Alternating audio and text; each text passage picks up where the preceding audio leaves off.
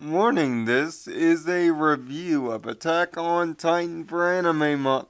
No audio video clips from the anime are being used in the making of it, seeing that they belong to their respective holders and manga keepers, mainly Funimation.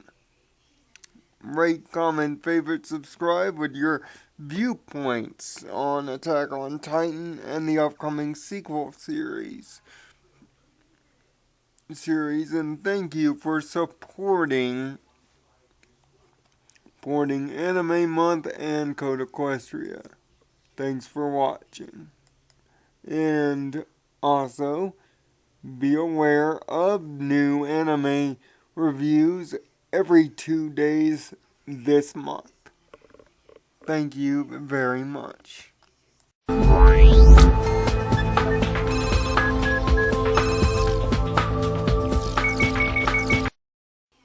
Welcome back to Anime Month here on Code Equestria. Now, this is a legitimate review of one of the most recently popular animes of our time, and one of the most action-packed, what you would consider shonen anime of our time, known as Attack on Titan.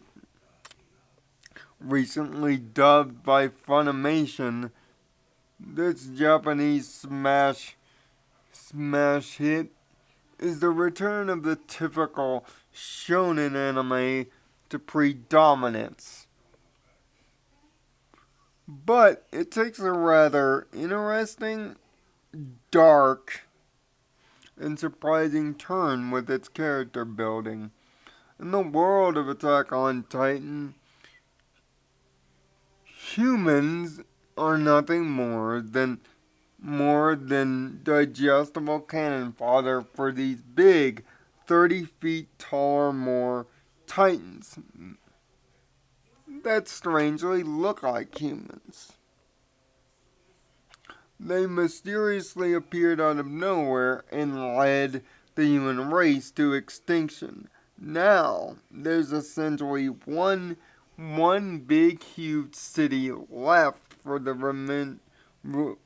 remainder of the human race, protected by three large walls named after the gods of the world. But after a centuries-long sabbatical, the Titans return to wreak havoc on the city, and it's up to the defenders of the human race and the many regiments therein in to, in to stop the pain. And the Anti-Titan Resistance is a noble group, but compared to the mass and the sheer amount of the Titans' forces, things don't look good. And the series instantly gives you the sense of dread and the sense of humans are just small. And you always get this sense whenever a Titan is around. No matter how many of them, no matter what exactly they do, they're menacing, they're big, they're bold, they're destructive, and the body count goes up like a Dynasty Warriors game. There's a lot of death and destruction here on display in Attack on Titan. The main story, though, focuses on two: Eren and her and his quote unquote adopted sister Mikasa, who is kind of a badass in her own right. Eren has the dream of joining the Scout Regiment, the most blacklist elite regiment in the anti-Titan army. And by the end of season 1, he'll most certainly get a shot, but not before seeing his mother die gruesomely at the hands of the first Titan attack in a century. Defenseless and weak, he is instantly traumatized by the event and is determined to abolish the Titans from the world once and for all and give the human race freedom. But on top of that, Eren has a secret hidden power that's not revealed until the middle of the end of Series 1. And this power acts as a major game changer against the Titan offensive. Of course, I'm trying to keep away from spoilers here because the series is just so damn well written, even for a shonen piece. Every character, every member of the different squads that you meet have their own individual personalities, backstories, and reasonings to go to war. And they are given depth and fluidity unlike anything I've ever seen.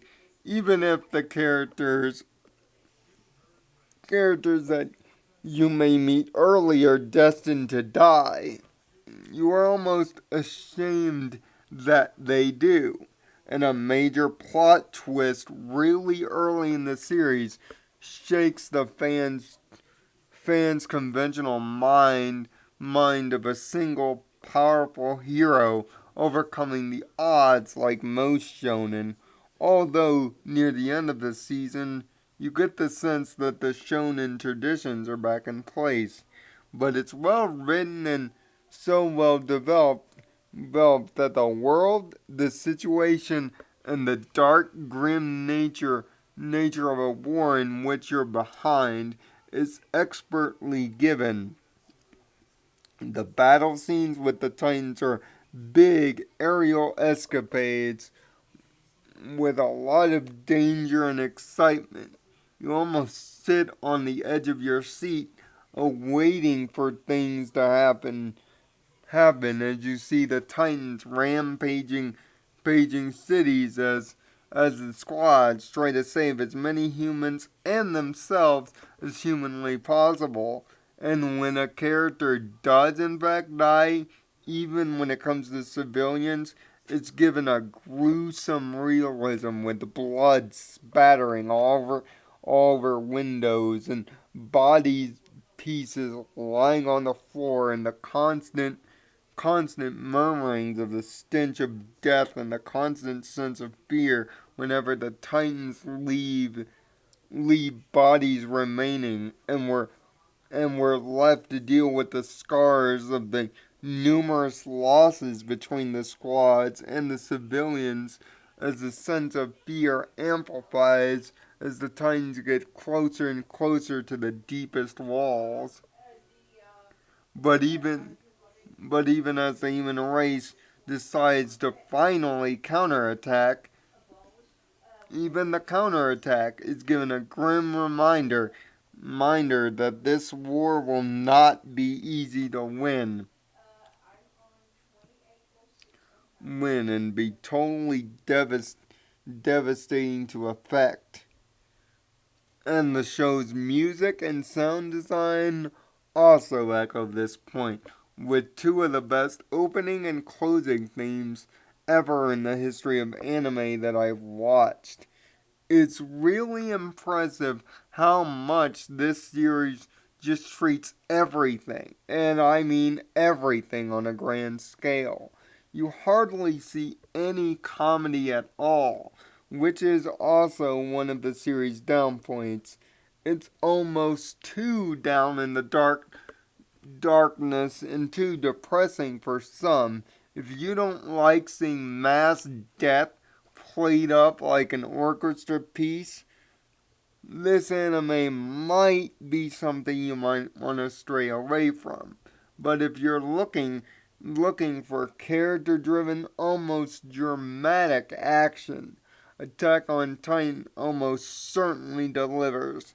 And with the sequel series on its way, trust me, the hype for this thing was real coming into it.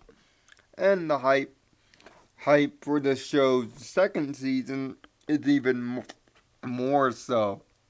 Even though the English dub is out finally for season 1, if you preferred to see the anime in English, I preferred I preferred the Japanese dub. I only watched about an episode or two in English, and the English feels a little mistranslated, although the voice cast is impressive as most Funimation dubs are. But watch it in Japanese. You'll get all the echoes of drama and great voice acting, especially for the main two. They're very well done. Everything about this series, from its great hand drawn to its music to everything, just feels right. I know this might seem blasphemy, but I look at this series, at least Tonio in fact, as the Schindler's List of anime. At least in my view of all the animes that I've watched. It's almost dark, depressing, and World War II holocausty, as you're seeing humans treated like a piece of meat, while you see the few fighters that can fight back. The large part of the remaining human race is nothing more than a meal for these giant monstrosities. And when you see the human beings fight back, even with heavy casualties, nothing ever feels like a win. There's really only one true win in the entire first arc, and even that is given grim reminder that many lives were lost, even in a semi-victory.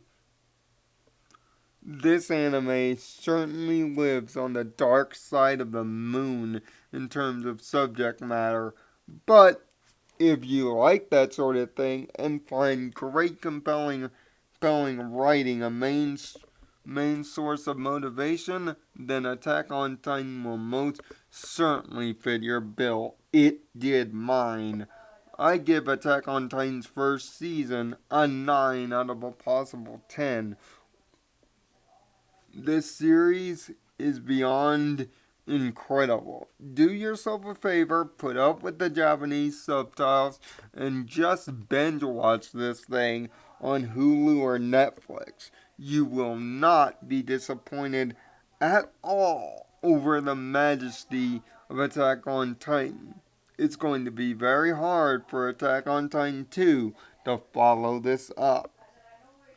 On Monday, though, we changed genres and changed gears as Aquarion, a little known mech anime, gets the double dealing when I do reviews for both Aquarion and Aquarion sequel series Evil on both Monday and Wednesday as Anime Month continues. Until then, find peace in your own nirvana, and thanks for watching.